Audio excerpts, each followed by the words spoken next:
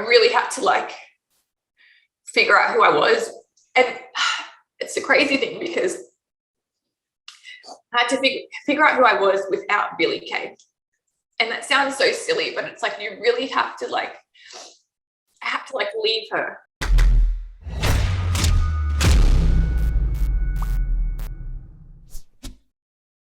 Okay, before we get into this amazing conversation with the amazing Jessica McKay, Billie Kay, whatever you want to call her, I gotta show you something. Check this out.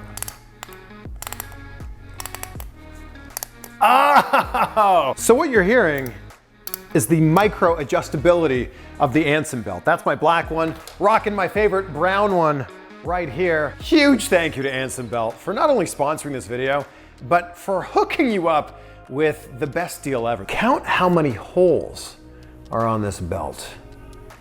Yeah, you guessed it, no holes. So you flip this over and you've got 30 different size options, all a 1/4 inch apart. So no matter what size you are, this is gonna fit you perfectly every single time with no guessing. So the belt I've been showing you here is kind of a classic black strap, classic silver buckle, but check this out. All of the buckles, all of the straps, completely interchangeable. So here's how it looks when it arrives to you. I'll demonstrate with my blue canvas belt here. It's super long belt. You wrap it around your waist, figure out what size that it should be. You cut it, you throw on the buckle, boom.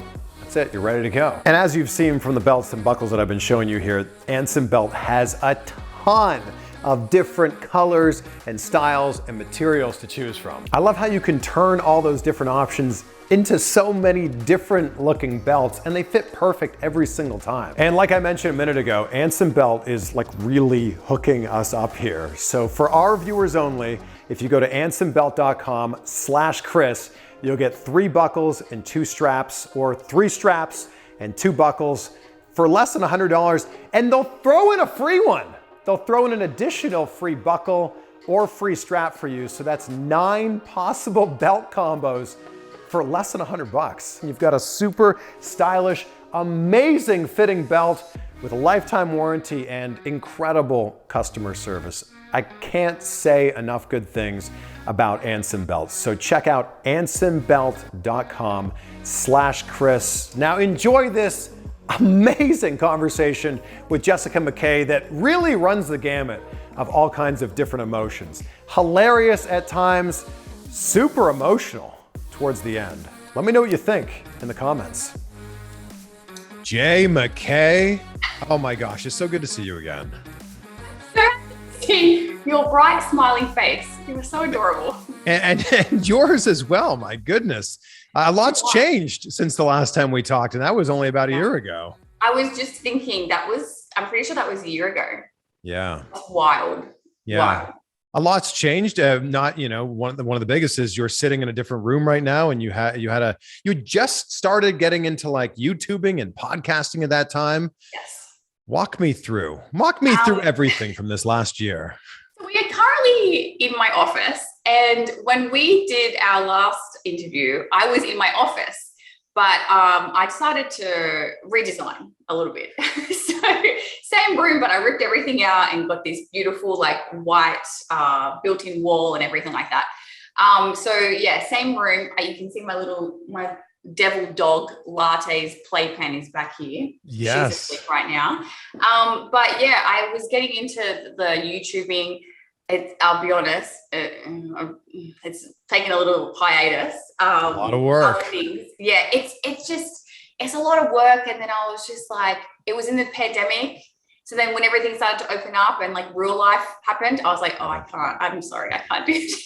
Yeah. And then, yeah, we've still got the podcast going with Off Her Chops. So it's kind of just been diverted to the podcast priority now. Yeah. So by the way, wherever you're listening to this right now, you can listen to Off Her Chops, which is a hilarious show with Jess and Cass. And I mean, you guys are just like, you're like a comedy act without actually preparing the comedy. It's amazing. You're just naturally funny. It's so funny. Cass she always freaks out. By the way, I'm so glad that I can call her Cass and not freak out about saying Peyton. That I just realized that. Anyway, she's so funny. We'll like do an episode and she's like, oh, no one's going to think that's funny. And I'm like, it's fine. People like our banter. We just got to trust it, because we really didn't know how we would be perceived.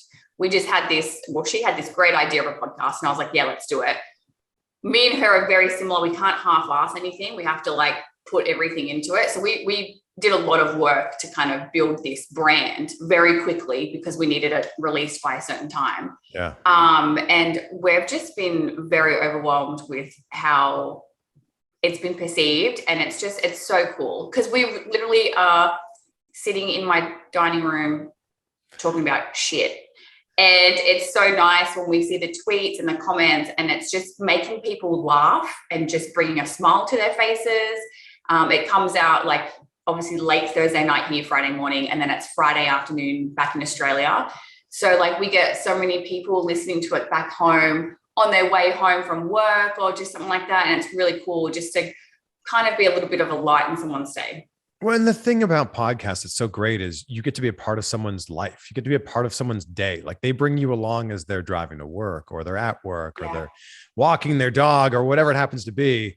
And, you know, if it was a few minutes as a part of Raw or SmackDown that you were part of their life, now you're part of their life for like an hour every week. Yeah, it's a lot. And we made the decision to kind of open up a little bit more on the podcast. We have spoken about, some heavy topics, some things that we have never said before, but we thought that was important because we're not with WWE anymore. This is an opportunity for people to get to know us, as scary as that was. But yeah, I think we just, what's today? What today's Wednesday? Oh, yeah. Anyway, we have like episode 19 coming out this week. So I can't believe we're already up to 19. And I know that's not a high number, but it just seems like yesterday we were like still thinking about what our podcast could be like. So, well, when you're doing them once a week, 19 is almost half a year. I know. And then Cass wants to bloody get to 300. And I'm like, so if it's 300. You should start doing 2 a week. I can't. I struggle getting this out. I can't. Oh, I've been too much. Well, you talk about how like letting people in and like revealing a little bit of yourself. This is letting people know who Jess is rather than Billie Kay. Like, where was the divide there for you? It's so crazy. I feel like I had this idea in my head when I was with WWE that Billie Kay had to be a certain image. And I couldn't talk about anything else. And I didn't want to. I was extremely private. I kind of let people know me, but I didn't really. It was just what you saw on TV, which was, a couple of minutes, if best. So when I was Jess and, my handles changed on social media and it was my name, it was so strange having people call me Jess, letting people like in on who I am and what my daily life is like and what I've been through in my life. For some reason, I just had that wall up with WWE because I think people think you have to have a certain image to be in that company. Like it's you can't talk about certain things and not that that's the case, but that's how I felt. I was like, oh no, I have to be this perfect little superstar. And that's not the case, but I always felt that pressure. So it was nice to have that relief come through. So moving forward, your in-ring name is going to be Jessica McKay? Jess McKay? What's it going to be? It's going to be Jessie McKay, which is what I went as on the indies before I got signed. Okay, Jessie McKay. Should I title this video Jessie McKay then? I don't know. Maybe we'll go Jessica McKay for this one. It's because it's different. It's such a little change, but like I'm still letting everyone know Jessica McKay before they know Jessie McKay, and it's so silly because it's like 2 letters. But it's just I'm enjoying this like time of like putting myself out there for who I am. Yeah, well, and when you talk about putting stuff out there, I think you surprised a lot of people when you were like, "Oh, by the way, I've been married for 7 years." Yeah. It's so funny. I would have people that I worked with that I saw every week have no idea that I was married. It's something that my husband and I decided very quickly that we were going to keep private. He has his own career here. And I didn't want to put him in the public eye. So I was very private. I'm private about my family too. I don't post pictures of my family. I very rarely talk about them on social media. I feel like I'm just so protective of the people that I love, and I don't want to put them in, because let's be honest, social media is a pain in the ass sometimes. So I just want to like protect them from that and be that shield for them. So we made that decision, and it was for the best. And it was just, not many people knew, to be honest. Only if you were like a true friend that you knew that I was married. But yeah, we've been together since we were 19. So, yeah, and then 7 years married. So we got married before I moved here. So we literally got back from our honeymoon, and then I was like, okay, bye. And then I moved to America. And he didn't? He couldn't, because he's on his separate work visa issues, immigration. So we were apart for about 4 months before he came over. Oh, wow. Yeah. So, I mean, I don't want to go off on too much of a tangent here, but how do you make a long distance relationship work when they're 15 hours? Is it 15-hour time difference? Yeah. No, I want to say yes. I think it's like 14, but 15 sounds great. Sure. It was tough, but we actually had done long distance very early in our relationship. So it was nothing new to us. And when that happened and I got signed and I was, in NXT, I was like so laser focused that the time actually flew by so quickly. Plus I had Cass there and we were just legit so busy. So it would be like, I wake up to a text back when I'm about to go to bed, I'd get a reply, and it would just be that. But we knew that we were setting up our future, which was, and we had been waiting to do this for so long. So we were ready to go. So how did you decide now is the time you were going to let people know, yes, I am in fact married? I think, well, when Cass brought up the podcast, I spoke to her and I was like, I think I'm going to let people know, because I'd been holding it in for so long. So part of me wanted to let people know, but it was so scary.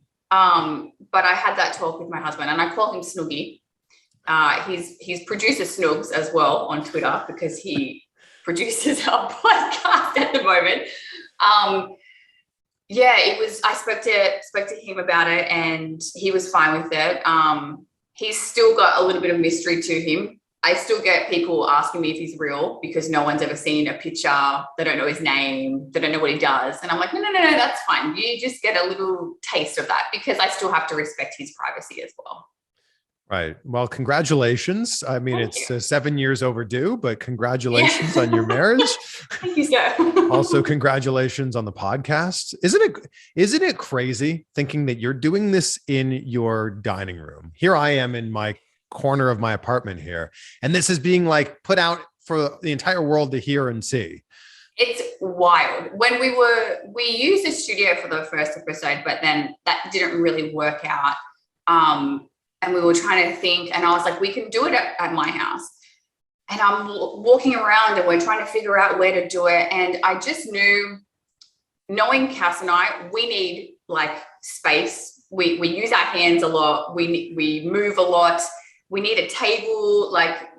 So I was like, okay, the dining room table, that's the only place we're gonna have to do. And we've kind of like a couple of episodes, we're on one chair, and then we like kind of shifted to the corner. So now we have like our setup down, but it took some while to try and like figure it out. But it's so crazy that it's just in my dining room. Well, and you never would have been able to do this. Like, this is the silver lining of anyone who gets released from WWE. This is the silver lining. They go, all the things that I've always wanted to do, now I have the freedom to be able to do it. Absolutely. And that's when I got over the initial grief of it, and I could think about all these things that I can do now and pursue, and things that I had been passionate about for so long, but just didn't have the chance to do it. That definitely helped getting over that grief as well. I think I was so surprised when you and Jess, or when you and Cass released. I thought that you had so much more to show and so much more to prove. Did you think that you'd be released? No, I was so shocked, to be honest. There had been rumors. I remember someone saying, I think they're going to do releases after Mania. And I was like, oh, okay. I didn't think they would, just because the year before they kind of did like a clean out, if that makes sense.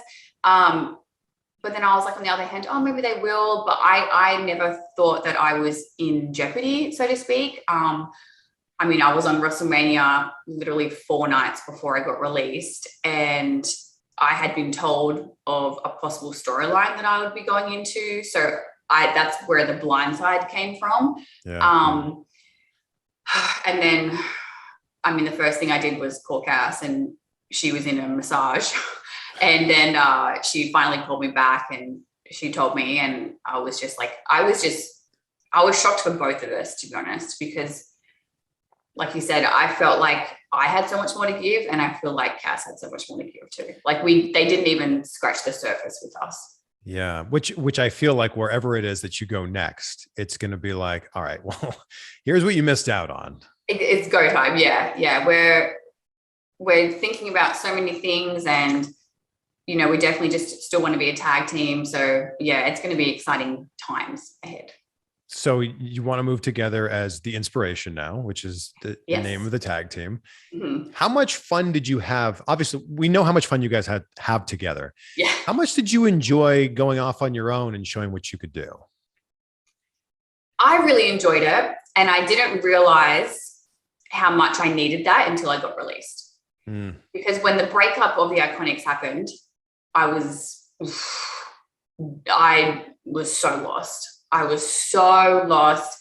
I felt like a piece of me was missing. I just didn't know what the hell I was doing. And I would be thinking of what this character could be and where she could evolve. And I was really struggling. And TJ was the one who really helped me just embrace who I am.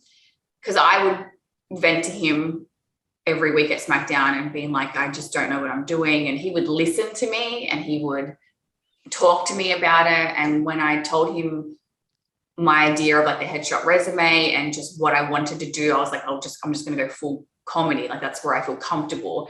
He supported it. He's like, let's do it. Let's do it. And then every kind of match that I was in or involved with, he was just so supportive of all my ideas that I had. He would take them and make them even 10 times better.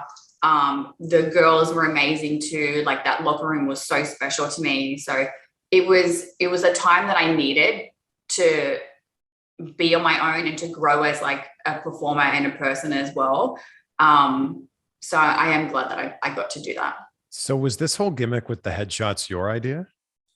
So my first promo after being drafted to SmackDown, my first promo that I was in, it was given to me. It was in the promo. And they said, you're going to hand a headshot resume to Pierce. And I was like, okay, cool. And then we shot it and I was like, I felt like there was something there. And I went up to the writers and I was like, there was like just a cluster of them there. And I said, I want to keep doing this because no one knows who I am on my own. And I said, I would love to just keep doing this. And they're like, yeah, let's run with it. It took a little bit of time to get like caught on, but I was emailing a list of who I could do it with. I was like, this is so like neutral. It could be a female, a male, a re-announcer. It could be anyone. And then I would say, if you, on the pre-show, if you have 30 seconds you need to fill, I'll be there and I can just insert myself into any situation. And I think that's what really helped because I was at like every pay-per-view. I did a couple of pre-shows and then, you know, it was the Rumble and everything. So I thought it was just a lot of fun for me. This is why it came as such a surprise though, because you had this new character, this new gimmick that was building, it was getting over. And then out of nowhere, it's like, well, it's over now, I guess. I know. And one thing that I wish, like obviously WrestleMania, there were fans in attendance, which I was so grateful for that I was there. Well, oh my gosh. Yeah. But it was so good to perform in front of people again for the last time. And I didn't know that. And for my last match to be at WrestleMania, like I think that's a really cool thing. But I always wonder if there was fans when I was doing this regularly, if it would have picked up massive momentum and become more of big thing. I always wondered that because it's, we were in the Thunderdome when this was happening. Yeah. And I try to stay off social media, but I would check Twitter just to see if this was kind of something that people were liking, or because this was something that I was just trying out. But I always wondered that if there were fans in the stadiums, how that would have been perceived, the whole headshot resume character. That's such a good point, because so many of these gimmicks got over because the crowd won them over. And they could change people's careers Yeah. from the fans dictating what they like and what they don't like. Yeah, So like that's Daniel what I Bryan like. comes to mind immediately. Yeah, totally. There have been so many that people have gotten certain opportunities, certain storylines, anything from the fans letting them know. But I feel like the best is yet to come for you. And I think that after you guys both got released, people went, all right, where are they going to go next? And can they go somewhere next? Because we know there's a lot of people who aren't American or don't have their green cards yet. Yeah. You have to figure that situation out. So when I talked to Cass, this was a few months ago, she was still working through that. Is that where you guys are at now? Yeah, it's a long process. And I know. I'm preaching to the choir. I feel like people don't realize how tough it is for non-citizens to legally work in this country. It just takes a lot of time, especially with COVID and the pandemic. Everything's backed up by 2 years. So everything's still processing still. We're still in this little kind of waiting game, but everything's kind of been filed and done. So it's just the waiting game right now, but we're optimistic. We did everything the right way. And unfortunately, there's so many people in our position too that have been released that aren't citizens, and they've got to figure it out on their own, which was what we had to do. So it was very scary, very stressful. We didn't know what that meant for our immigration. We had to kind of figure it out on our own. But it was something that we just got done straight away, and hopefully it's kind of done soon. I hope we don't have to wait 2 years.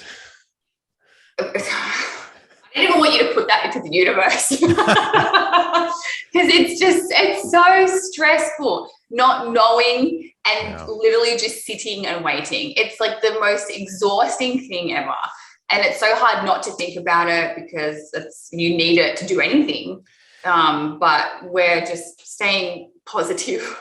And you mean literally anything. So for people that don't understand this, you and I had the same visa, or you have that visa. It's an O1 visa. This is the performer visa, basically. It's the alien of extraordinary ability. Yes, I love it. That's what it's called.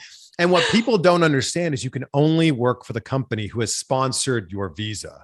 Exactly. So you can't, even if you get job offers elsewhere, you can't do anything unless a new visa is provided or a transfer for that visa is provided. Exactly. And it's just a lot of legality. And, Cass and I never wanted to take shortcuts with immigration because we didn't want that to come and bite us in the ass down the road. So we've just taken every step by step, making sure we have all the right paperwork and all fees paid and all this kind of stuff. So we just want to do it the right way. Yeah. And it is a literal petition to allow this immigrant to enter the country and work legally, a literal petition. Big old, it's ridiculous how big it is. Yeah. Well, best of luck to you. Yeah. I'm putting it out into the universe that it's going to work. And everyone is going to, okay. Yeah. It's all going to be, because it's all on me. All on you. Right. And we're going to see you guys pop up on TV and we're going to go, a new visa. The visas come through. But have you been thinking about not just what the next move is and where it is, but what the evolution of your tag team will look like? Oh, yeah, absolutely. Cass and I have had numerous discussions on kind of what this evolution would be.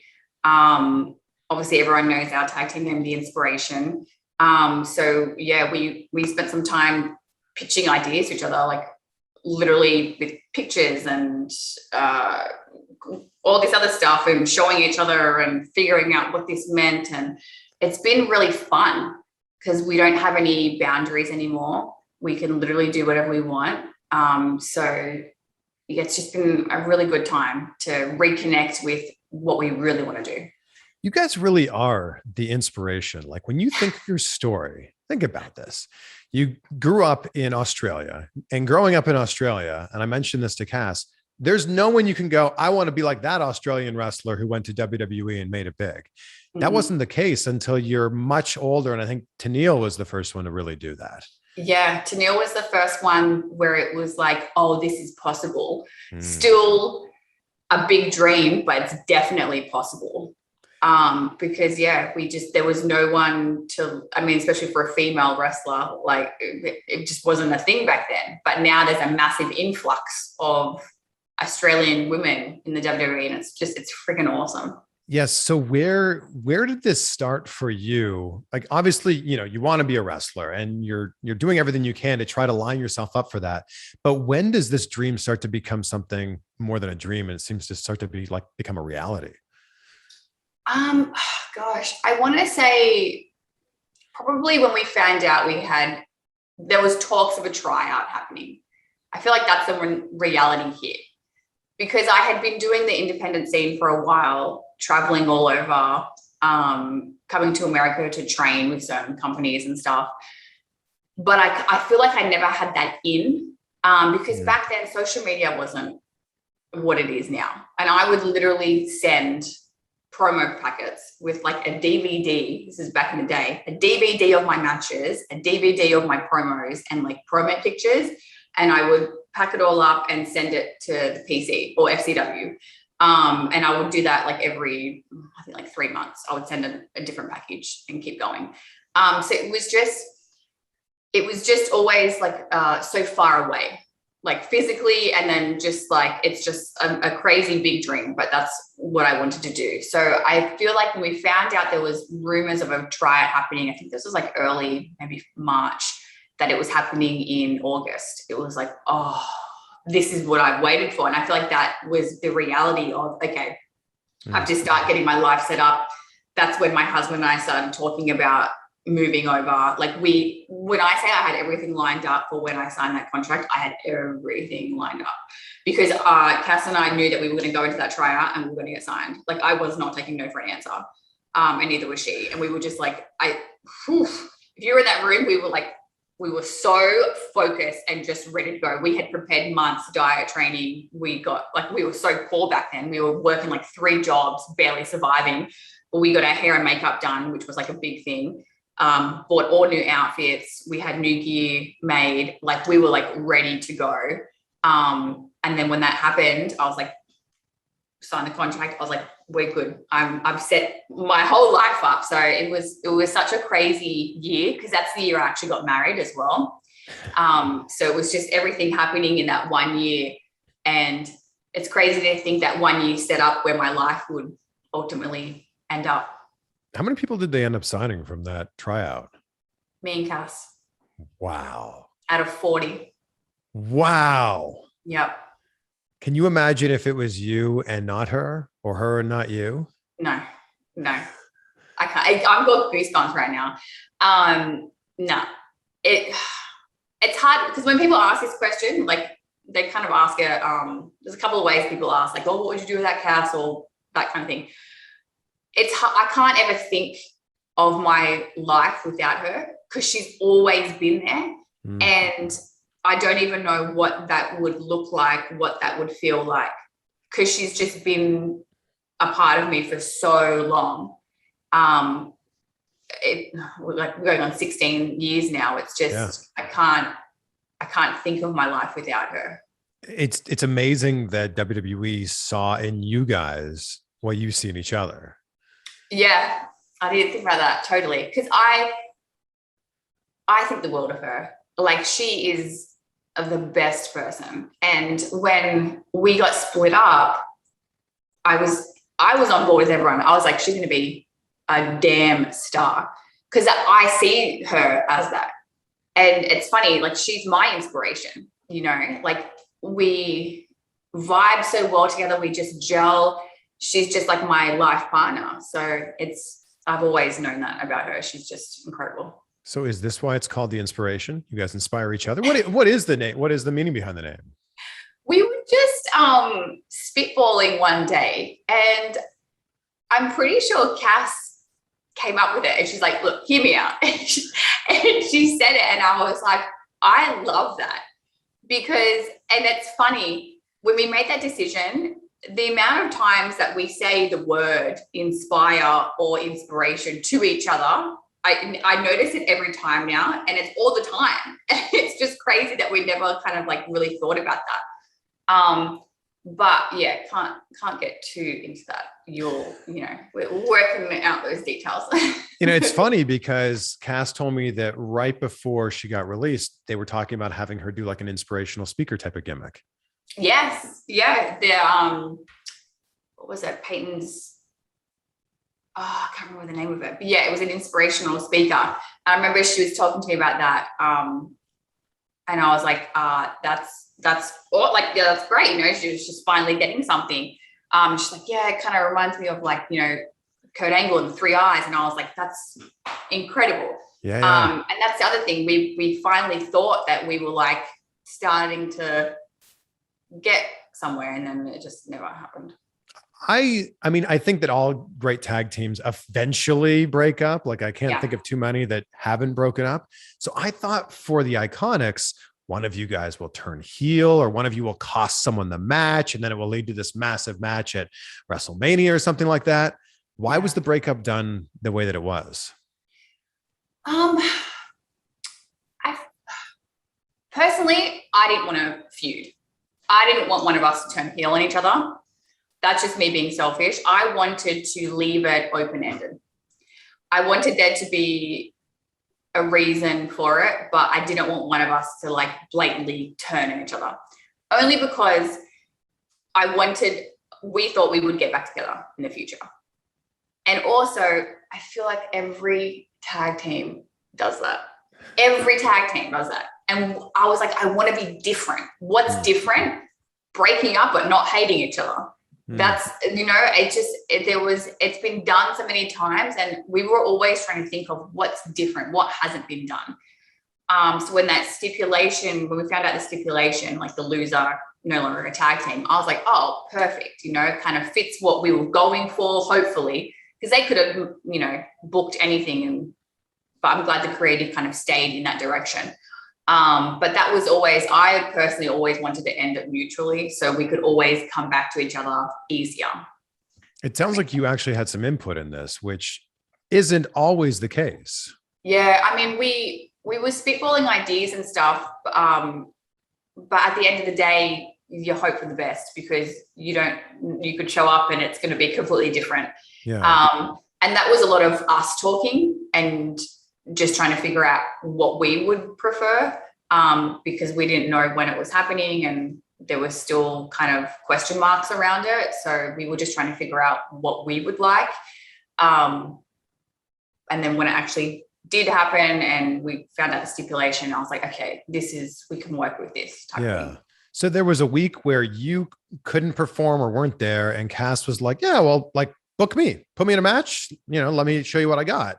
Yeah. And she seems to feel that her saying, like, let me show you what I've got, was them thinking, oh, she wants to be a single star.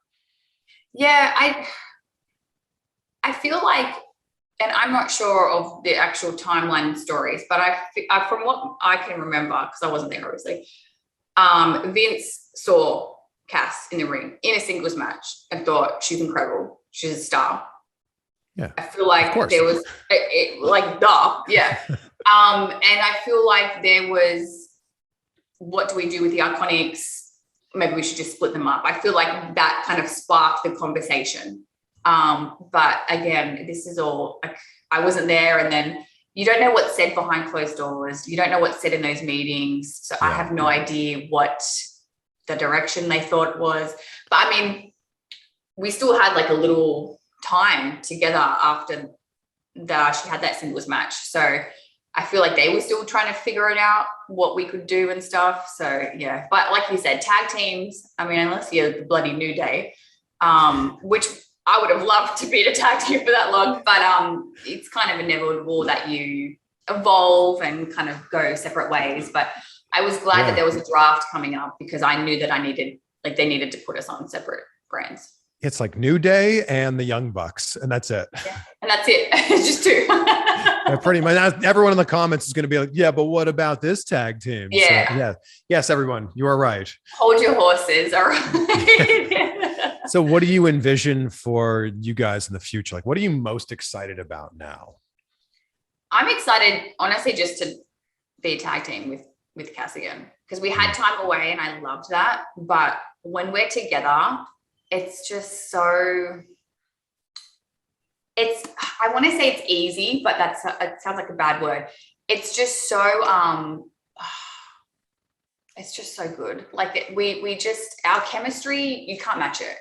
There's no one that has that chemistry. And it's just nice having someone that's got you back, to be honest, and that will look out for you and that, you know, inspires you and stuff. So I'm just looking forward to that and to just having no boundaries. Like we are so excited just to like not even think about, well, this person does that, or we can't do this because of that. Well, they said you can't do this. Like it's just, there's none of that anymore. So that's what we're really excited for. You don't have to tell me where, but do you know where you want to go next? I mean, we have to sort out immigration first. And that's a tough thing. You have to be able to legally work first. And that's the thing, like it's literally on pause. Like we can't do anything until that's sorted. So that's the other frustrating thing. That's the part of the waiting game. Yeah. Do you think about life after wrestling? Do you think about what's next after that? Yeah. I feel like when I got released, I really had to look at that because that was the other confronting thing. I was like, what do I do? Like, this is insane. When I got released, I was 31, just about to turn 32. And I was like, this is life. I was just so confused. I didn't know what I wanted. But I quickly figured that out after the shock and grief kind of went away. But I've always been into acting. And I feel like that's like all the people that get released say, oh, I want to get into acting, because we are performers. You know, we are on stage performing. But I've always been the biggest movie buff. My favorite memories of my brother and I growing up, obviously, are watching wrestling, but then also him showing me movies. I would sneak into his room after school every day and watch Bring It On like 10 times. It was just like he showed me like TV and films, and I just fell in love with that. And I've been doing acting classes for about a year now, and I just fell in love with it. And you know, a lot of people say like, oh, I'd like to be an actor, but I had that feeling, but I didn't know if I would love the process of that. Because it's very much like wrestling. You have to jump in and you have to make it your whole life. Yeah. So when I started the lessons and it's an acting school in Orlando, I fell in love with it. I fell in love with the process of breaking down a script, the homework that goes into it, memorizing, becoming this character, the classes with all my fellow like classmates. Like I fell in love with that.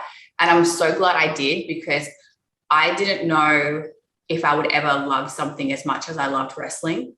And that was very scary for me. I was like, that's what I wanted to do my whole life. And now, like, what does that mean? And you got to think about like 5-10 years from now, like when I can't wrestle anymore, what do I do with my life?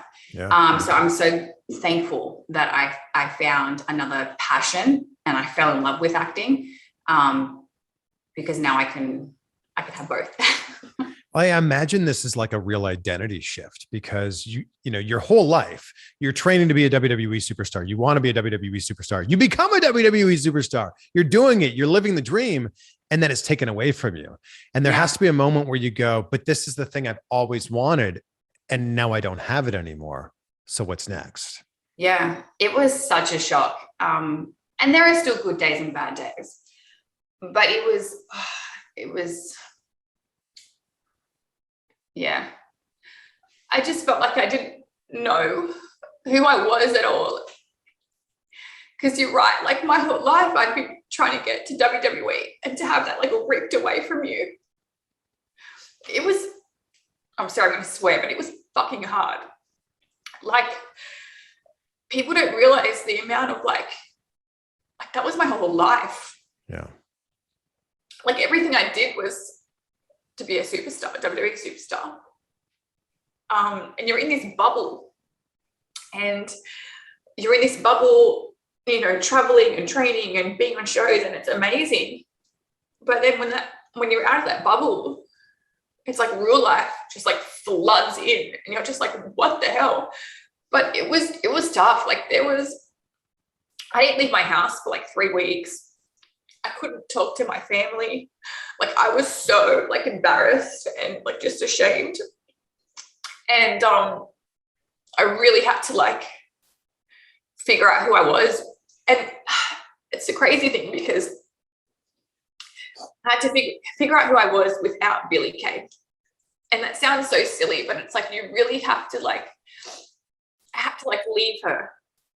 I had to like say goodbye to her because she wasn't like, she'll always be a part of me, but I had to like let her go because I didn't want to be defined by Billie Kay. Like that's a part of me, but that's not who I am. So it was so hard trying to like bring out Jessica again because I'd been Billie for so long and I loved Billie so much. I think that's what the other thing that hurt so much is that the world won't see her again. And she was fucking cool. Like she was amazing.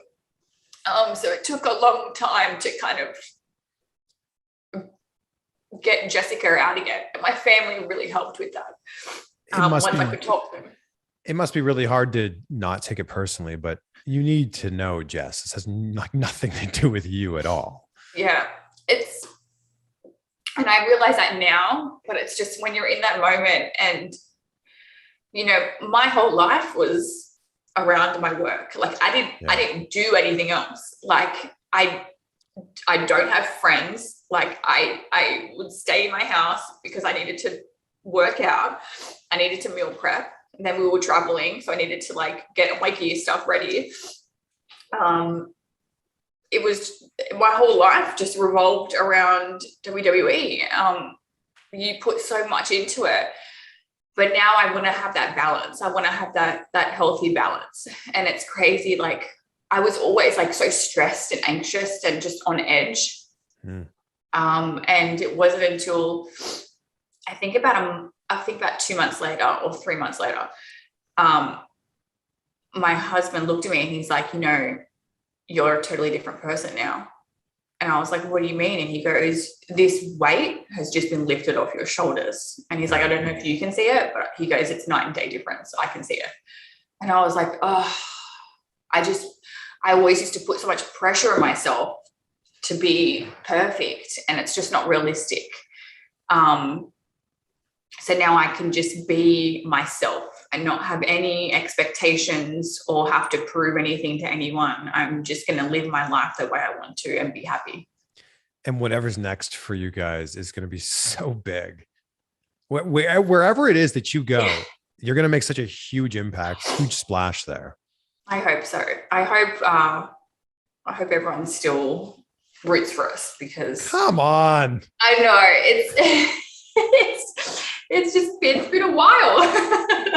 It's been a while, but also like all of these other big appearances have happened like the day after that they've been able to do that. Yeah. I think that people are going to see you guys and go, oh yeah, they're out there. Oh my gosh, this is amazing. Oh, I hope so. I hope everything can get sorted and figured out and the bloody immigration. But yeah, I hope so. And that's what's exciting for the future as well. Yeah. I have my fingers crossed for you guys that this gets taken care of sooner rather than later, because I know from doing it, it's not an easy process and it's not a short process and it's not a cheap process. No, it is not cheap. That's why I'm just like, can I just get the green card or visa? Because damn, you're cleaning me out, man. Yeah. Don't worry. It's a tax write-off though. That's true. Yeah. like that. It's funny though. I feel like Cass and I have kind of spoken to you and Renee the most about immigration, and you guys both know being from. We grew up 5 minutes away from each other. Oh, really? We didn't know each other really growing up. We crossed paths when we were both on television in Toronto in our 20s, but she grew up one town away from me. That is wild. Yeah. Look at you now. Look at us. Yeah. Look. Heck, you can barely see me now. This is the earliest interview I've done over Zoom, by the way. I was going to say it got dark. Wait, well, the sun rose over here. Oh, you're on the East Coast. I'm on the West Coast. So the sun rose over here, and see how bright it is. But I'm hidden behind a shadow here. Oh, bless you. I thought it got dark, and then I was like, maybe his light just turned off. Look at that. It's so bright. It's like, it's like the start of The Lion King over here. You talk about acting, and your good friend, The Rock, has made a very smooth transition. Mm-hmm. Do you ever keep in touch with him? I haven't spoken to him in a while. I'm very, I don't want to like impose. Do you know what I mean? Mm-hmm. I feel like some people had his contact information, they would have used that. And I just want to be very respectful. Yeah. But I mean, all the interactions I've had with him were just a dream come true, like out of this world, insane. So I want to remain on a good term with him. So if I ever do need to give him a call or anything, he will take that call. What do you think's the biggest thing that you learned from DJ? Whether it's something he told you or something you just observed from him, what do you think's the biggest thing you learned? I mean, when you look at his career, first and foremost, you think like, wow, like he just hustled, and I really respect that about him. And then when we met, it's very simple, but he just said, keep going. And I've kind of never forgotten that, because amongst all the shit and negativity and drama and, immigration and being upset and overwhelmed, you just have to keep going, because, I have goals that I'm going to reach. So I always have that in the back of my head. Just keep going. Yeah. Yeah. And my nose is running. I'm so sorry. It's not everywhere. Well, and I'm in the dark over here. You're having a grand old time. But look, if I go just slightly to the right here, I can just see your nose outline and your eyebrow. It's so good to be able to catch up with you. I probably just should have flown to Orlando and done this in person with you. Mate, next time, come on over and we'll do a 2-for-1. We'll do it in your theater room. Yes. I have to show you that still. Yes. This sounds great. And speaking of The Rock, what is your favorite Dwayne Johnson film? Ooh.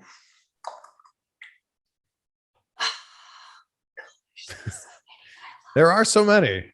Oh my goodness me.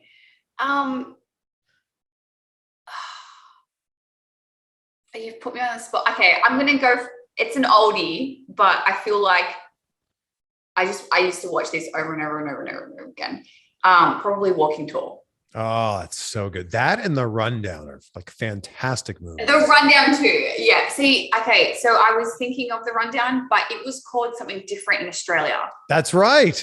Okay. So I didn't want to say that and then sound like an idiot but I couldn't understand. I didn't know what the one over here was called. Okay. So it's The Rundown over here. Okay. Yeah. What was Walking Tall? What was it called in Australia? Well, they all had different names. Or The Rundown. Like all of his films had different names. I'm going to look this up. Australia. I am so curious. But I think it was just The Rundown that had a different name. Yes, The Rundown. What's that called? Let's see if we can. I don't even know if we can. Oh, Welcome to the Jungle.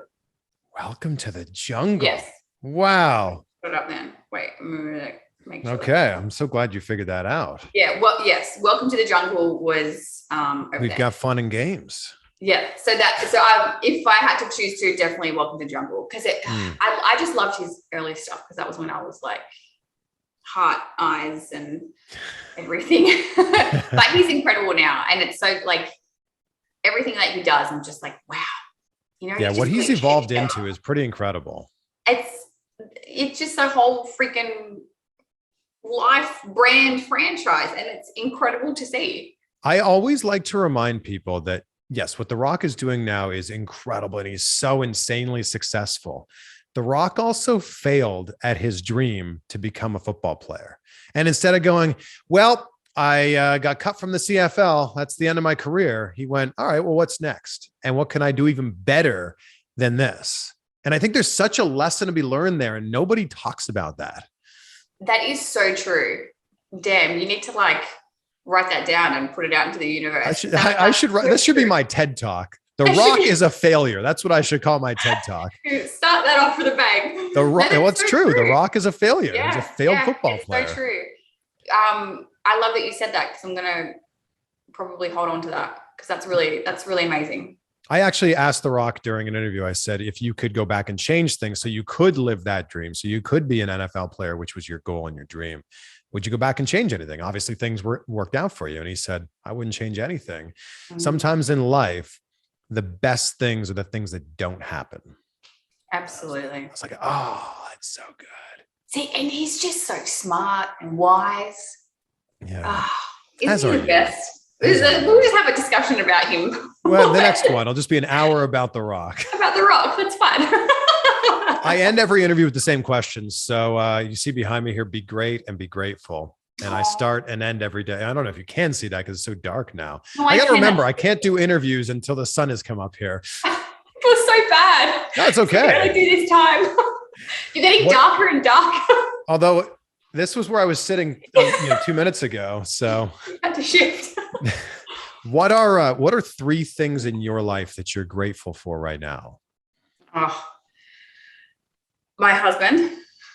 I'm gonna your secret husband, yeah. Yeah. Obviously my family, but we can clump that together. I will say Cassie, but that's another person as well. So maybe we'll just go people into one category. I'm going to say my life, because I feel like I'm exactly where I need to be. I need to be grateful for that. And also my health. I'm healthy right now. And it was funny. I had acting class last night, and someone brought that up, of how they were being grateful, because they were fully bodied. I don't know English. They were able to do everything, and they were healthy. So that able-bodied last night. What was it? Able-bodied? Is that what able-bodied? That's it. I'm horrible at talking. Yes, able-bodied. So I would definitely say that. I'm appreciating that right now. All right. I appreciate you. Thank you so much. I appreciate you. Thank you for having me back on. I was so excited when you texted me. I was like, yay. I just wanted, I wanted to catch up with you. And I also wanted to get you before you become a mega star that you're going to become. I'll always come back. Thank you so much. I can't wait to see what's next for you. Thank you, darling. I appreciate that. All right. There we go. Thank you so much for hanging out with Jessica and I. How awesome is she? So excited for what's next for the inspiration. And yes, I'm kind of up against this wall here because this is where I was sitting when that interview began. This is my normal position here. And as you can see, it's pretty bright. I guess I've learned a lesson here that we can't do interviews. It's 7 o'clock. We can't do interviews until well after the sun has come up, because let me see if I can turn around this camera here. This is my light. I've also got 2 lights here, but this is the light here, and that's a giant window, and the sun is just shining right in. Like, this is pure east side, like it's facing east. This is eastern exposure. So the lesson is learned here. But with that said, thanks for being here. If you're not already subscribed, please take a second to subscribe, and also check out some other interviews right here, like this one here, the interview I did with Cassie earlier in the year. Hope you enjoy it. You're awesome. And I'll try to get the lighting figured out for the next one. Just better time of day next time.